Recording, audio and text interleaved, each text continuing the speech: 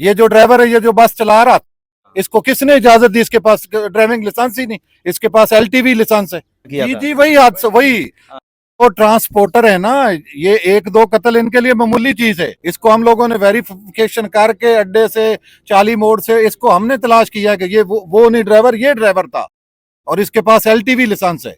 ये ट्रांसपोर्टर मालक, ये अड्डा मैनेजर और ये हुकूमत वक्त, ये पुलिस वाले, ये सब की मिली भगत है। अभी हम लोगों ने वो ड्राइवर के ऊपर करवाई है, जो उनको उसके साथ थे, जो उनको मतलब कह रहे थे कि नहीं टाइम से पहुंचो, टाइम से पहुंचो, उनके खिलाफ कराई है और मैनेजर के खिलाफ कराई है, जिसको मतलब यही नहीं पता कि ये इस अड्डे का ड्राइवर है, इसके पास तो लाइसेंस ही नहीं है, उसके पास कार का लाइसेंस है। कम होया साडे नाल ज्यादती हुई है, तुसी उस ड्राइवर दा ये चेक कर लो कि ਉਹਦਾ एलटीवी लाइसेंस है। साडे हुकूमत दी ये पोजीशन होनी है कि हो सकता है एक 4 ਤੋਂ 5 ਦਿਨਾਂ ਬਾਅਦ ਇਹਦਾ ਲਾਇਸੈਂਸ ਹੀ ਸਿਸਟਮ ਦੇ ਵਿੱਚ ਹੋ ਜਾਵੇ ਕਿ ਇਹ ਹੈਵੀ ਡਰਾਈਵਰ ਹੈ।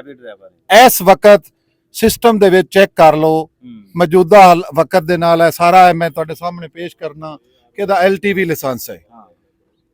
ठीक 2-4 दिन बाद साडे हुकूमत की पोजीशन होनी कि सिस्टम में शो हो जाना कि देखो एचटीवी लाइसेंस आते। जो जख्मी हमारे हॉस्पिटल में पड़े, हमें उनके इलाज की जरूरत है, उनका इलाज हो जाए। हम लोग इस बात से परेशान है कि उनकी उनमें से किसी की ना डेथ हो जाए। उधर हम लोगों ने लास्ट नाइट गुज़िश्ता रात भी एक हमारे बच्चे की डेथ हो गई है। वो क्यों हुई है? वो इलाज की वजह से हुई है।